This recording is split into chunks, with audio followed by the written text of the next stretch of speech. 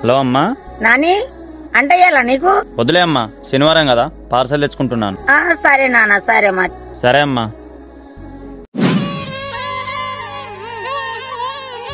అరే లేట్ అవుతుంది కదరా, పండుకోరు కదా. సరే బాబమ్మ. అరే టైం ఎంతరా? 9 అన్నా. అయితే నానొస్తాడు ఇప్పుడు. Let's count 1 2 3. అరే చిన్నోడా పెద్దోడా? నాన్న ఏంటి నాన్న ఇది? దోశ నానా. మరి మాకు లేదా? ఆగండి, ప్లేట్ తీసుకొని వస్తా నాన్న.